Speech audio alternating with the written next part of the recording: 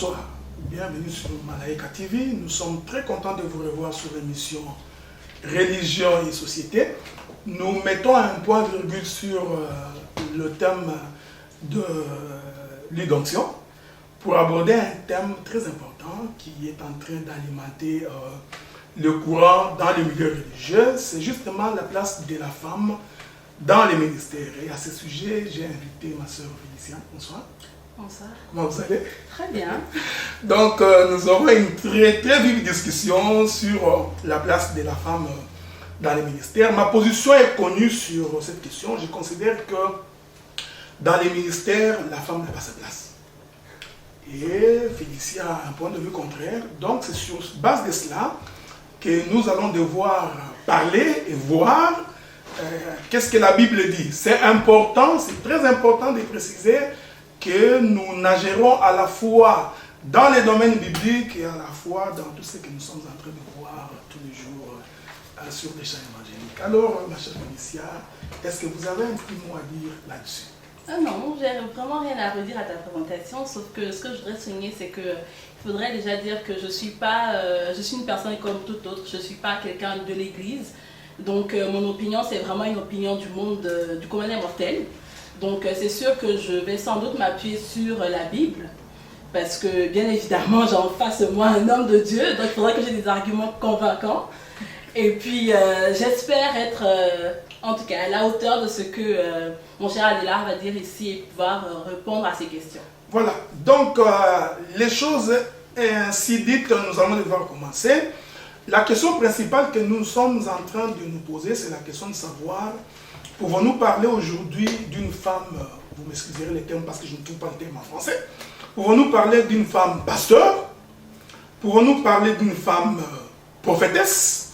Pouvons-nous parler d'une femme docteur? Vous permettez, je ne dis pas doctoresse, parce que je trouve que c'est incommode parce que ce n'est pas dans la Bible. Pouvons-nous parler d'une femme évangéliste et d'une femme apôtresse? Bon, quel terme? Donc, malheureusement, Félicia, moi, dans ma lecture de la Bible, en fouillant dans la Bible, je n'ai pas trouvé une seule femme qui répond à ces conditions. Je n'ai pas trouvé dans la Bible une femme pasteur, je n'ai pas trouvé dans la Bible une femme docteur, je n'ai pas trouvé dans la Bible une femme apôtresse, je n'ai pas trouvé dans la Bible une femme évangéliste, encore moins une femme prophétesse. Ah, je sais que là, vous êtes déjà sûr. Donc, je ne sais pas, qu'est-ce que vous en pensez? Mais déjà, moi, ce que je veux savoir, c'est qu'est-ce qui te fait dire que la femme n'a pas sa place dans le ministère? Sur quel verset tu t'appuies? Et surtout, pas un verset qu'on sort du contexte de l'histoire, un verset qui va avec l'histoire. Non, mais non, la question est simple, ma très chère Félicia. La question est simple, d'autant plus que il faudrait comprendre aussi quelle est la pensée de Dieu quand Dieu a inspiré l'Écriture. Qu'est-ce qui s'est fait?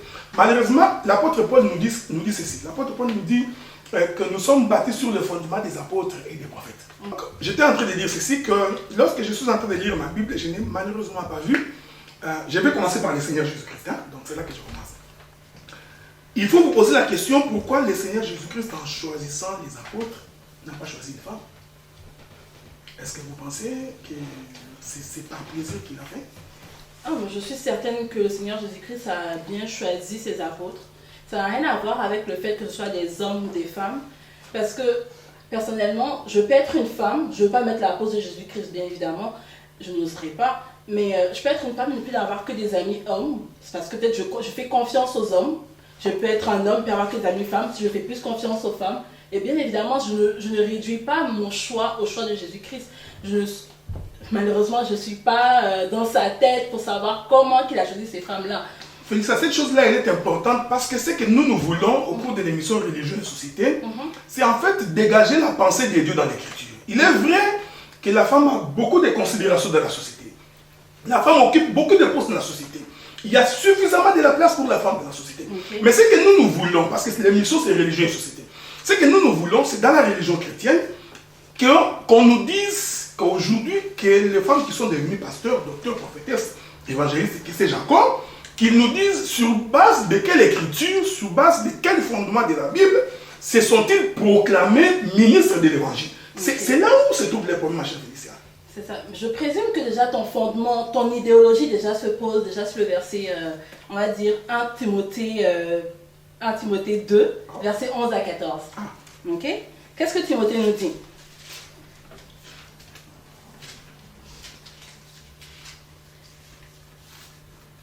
Je peux vous lire le verset si vous voulez. Hein? Bien évidemment. Donc, je crois que c'est le livre de 1 Timothée dans son chapitre 2.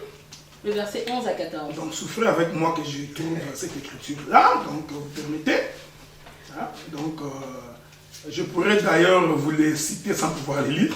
Et bien, problème, allons-y. J'ai eu l'occasion de les lire. Donc, le livre de Timothée dit que je ne voudrais pas. Donc, 1 Timothée chapitre 2. Chapitre 2. Voilà, je vais commencer là à partir... souffrez, à partir du verset 9. Je veux aussi que les femmes vêtues d'une manière décente, avec pudeur et modestie, ne séparent ni des tresses, ni d'or, ni des perles, ni d'habits somptueux, mais que séparent de bonnes œuvres comme il convient à des femmes qui font profession de servir Dieu.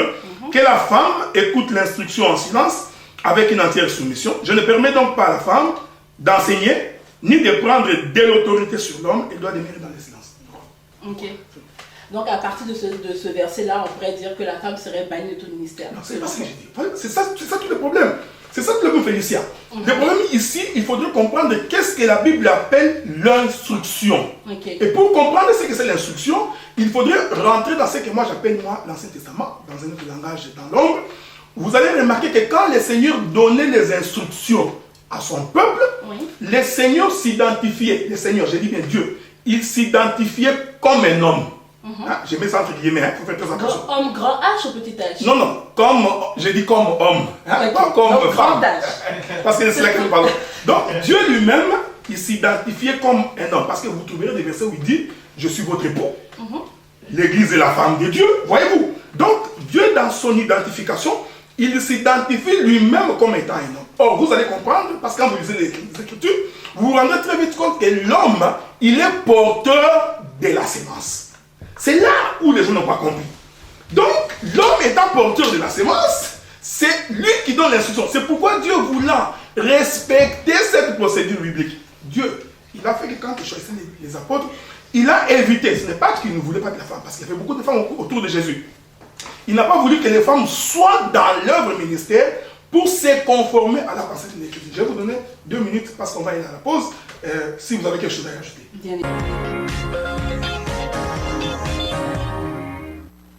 Salut, moi c'est Mélissa, directrice d'opérations commerciales de malaikatv.com, la nouvelle web télé destinée à la diaspora afro-caribéenne.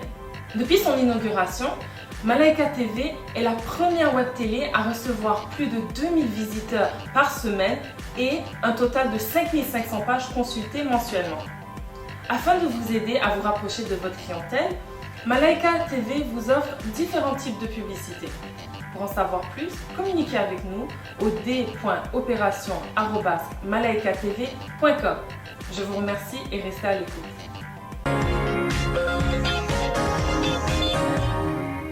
Nous sommes en train de parler de la place de la femme dans les ministères. Donc, j'étais en train de dire à ma très chère Félicia si elle avait quelque chose à ajouter. Bien évidemment, je trouve que déjà au début, avant la pause, tu as vraiment posé toutes tes actions et puis tu as vraiment dit ce que tu pensais réellement. Je pense que c'est à mon tour de te dire en fait réellement ce que moi aussi je pense par rapport à la femme de ministère, ok?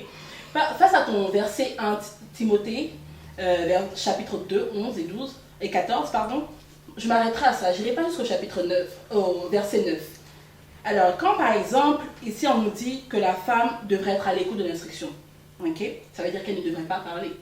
Les femmes disent Amen, n'est-ce pas? C'est pas ça que j'ai dit. Okay. C'est écrit dans le verset. Okay. Elles disent Amen. Quand par exemple un pasteur homme, puisqu'on s'appuie sur ça que c'est les hommes seulement qui ont le droit de prendre la parole dans l'église. Quand les pasteurs hommes disent une parole, les femmes disent Amen, mais elles restent pas muettes. Ça veut dire que sans doute que dans ce verset-là, il y avait quelque chose d'autre à chercher derrière. Il ne faudrait pas seulement prendre les paroles pour les prendre, il ne faudrait pas seulement les lire et puis ne rien en retirer derrière. Quand par exemple aussi, il te dit « Je ne permets pas à la femme d'enseigner ni de prendre de l'autorité sur l'homme, mais elle doit demeurer dans le silence. » Je ne permets pas. Est-ce Dieu qui parle? Vous savez, ma chère Félicia, est-ce que ce n'est pas un jugement de valeur? À ce que je sache, ce livre de Timothée n'a pas été écrit par Jésus de lui-même. Okay. Je ne permets pas. Est-ce que ça ne provient pas de l'opinion de quelqu'un d'autre? Est-ce que, par exemple, Comme je te dis, je ne suis pas une femme de Dieu, donc je ne sais pas réellement qui a écrit celui de Timothée, mais laisse-moi te dire que je pense que... Vous n'êtes pas pasteur. C'est ça.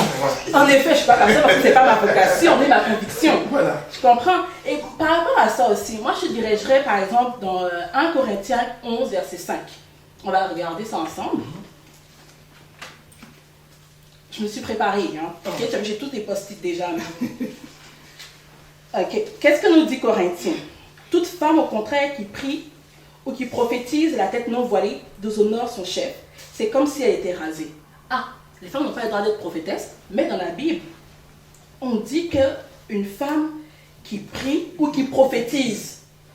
Qu'est-ce que quelqu'un qui prophétise? C'est pas un prophète? Je voudrais là tout de suite vous interrompre. Donc, on va y aller, hein, parce qu'on voudrait très vite pouvoir avancer pour pouvoir, parce qu'on a beaucoup de choses à dire là-dessus. Ici, nous sommes en train de préciser, parce que quand vous lisez d'abord le 1er Timothée chapitre 2, verset 9, quand vous descendez, vous allez comprendre qu'à un moment donné, parce que c'est le bien-aimé Paul qui parle, c'est l'apôtre Paul qui est l'apôtre des païens. Paul qui dit, il explique pourquoi est-ce qu'on demande à la femme de suivre l'instruction en silence. Malheureusement, Paul, pour expliquer ces choses, il fait un petit saut dans les jardins. Il dit, car ce n'est pas l'homme qui a été séduit, c'est la femme qui, séduite, s'est rendue coupable de transgression. Je vais faire un saut avec Paul pour remarquer ces choses. Vous allez remarquer que quand nous rentrons dans les jardins, les lecteurs de la Bible vont constater que lorsque Dieu a créé, il a d'abord créé homme. Oui. Oui, c'est Dieu qui a donné à l'homme, tu ne mangeras pas. À ce moment-là, la femme n'était pas encore créée. Hein, les lecteurs de la Bible, ça je vous informe en passant. Quand Dieu avait dit, tu mangeras de tous les fruits de l'arbre du jardin, sauf l'arbre du milieu, la femme n'était pas encore créée en ce moment-là. Dieu avait donné cette parole à l'homme. C'est l'homme qui a informé la femme. Dieu m'a dit, parce que Dieu fait chaque chose avec un but. Il ne l'a pas fait par hasard. C'est l'homme qui a dit à sa femme, après l'avoir créée, parce que la Bible dit, Dieu amena la femme vers l'homme. C'est alors que l'homme dira à l'homme, écoute, pour ce qui est de l'arbre qui est au milieu du jardin, Dieu m'a dit. C'est pour cette raison, Dieu voulait respecter la pensée de l'Écriture. Même dans le choix du ministère, il n'a pas pris la femme. J'ai fait un petit saut pour rentrer sur Corinthiens. Ici, je voudrais, ma très chère Félicia, c'est comme ça que je t'appelle, c'est ça que je t'aime bien. Donc, c'est toujours pour faire la différence entre ce qu'on appelle les ministères prophétiques et les dons de prophétie. C'est deux choses différentes.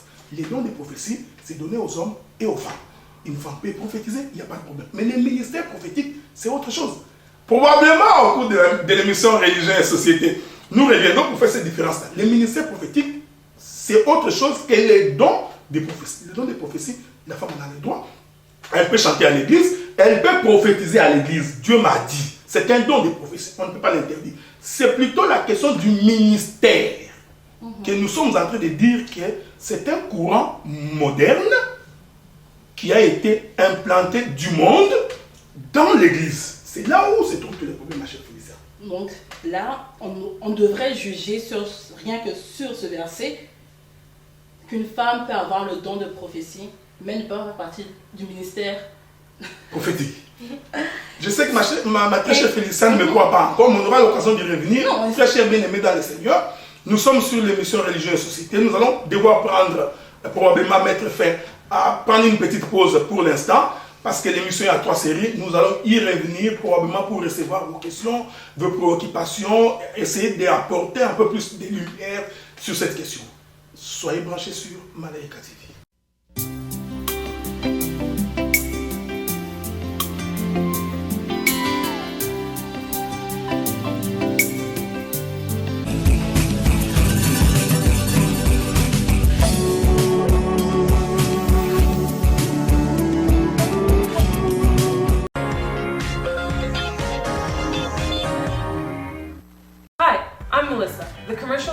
Of MyLikeATV.com, the first Afro-Caribbean web television. Would you be interested in having your commercial viewed by over 2,000 viewers and consulted in over 5,500 pages? If so, contact us at d.operation@mylikatv.com. Thank you for listening and stay tuned.